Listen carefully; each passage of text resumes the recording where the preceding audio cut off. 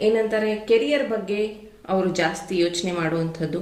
ನಿಮ್ಮ ಜೊತೆ ಮುಂಚೆ ಎಷ್ಟು ಟೈಮ್ ಸ್ಪೆಂಡ್ ಮಾಡ್ತಿದ್ರು ಅಷ್ಟು ಈಗ ಟೈಮ್ ಸ್ಪೆಂಡ್ ಮಾಡ್ತಲ್ಲ. ನಿಮ್ಗೇನನ್ಸತ್ತೆ, ಅವ್ರ ಫ್ಯಾಮಿಲಿ ಜೊತೆ ಹ್ಯಾಪಿ ಆಗಿದ್ದಾರೆ, ಅವ್ರ ಫ್ಯಾಮಿಲಿ ಜೊತೆ ಟೈಮ್ ಸ್ಪೆಂಡ್ ಮಾಡ್ತಿದ್ದಾರೆ, ಹಾಗಾಗಿ ನನಗೆ ಟೈಮ್ ಕೊಡೋಕ್ಕಾಗ್ತಿಲ್ಲ ಅಂತ ನೀವು ಯೋಚನೆ ಮಾಡ್ತಾ ಇದ್ದೀರಾ.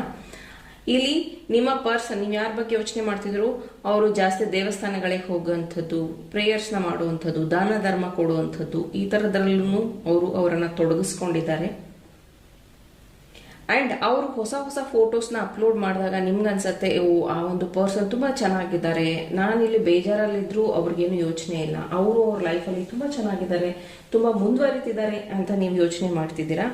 ಬಟ್ ಆ ಒಂದು ಪರ್ಸನ್ ಯಾವಾಗೂ ನಿಮ್ಮನ್ನ ಹ್ಯಾಪಿಯಾಗಿಡೋದಕ್ಕೇನೆ ಇಲ್ಲಿ ಸ್ವಲ್ಪ ಸ್ಟ್ರಗಲ್ ಮಾಡ್ತಾ ಇದ್ದಾರೆ. ಮೇ ಬಿ ಬೇಗ ಲೈಫಲ್ಲಿ ಸೆಟಲ್ ಆದರೆ ನಿಮ್ಮ ಮತ್ತು ಅವರ ಒಂದು ಪ್ರೀತಿನ ಮದುವೆಯಾಗಿ ಕನ್ವರ್ಟ್ ಮಾಡ್ಬೋದು, ಬೇಗ ಸೆಟಲ್ ಆಗ್ಬೋದು.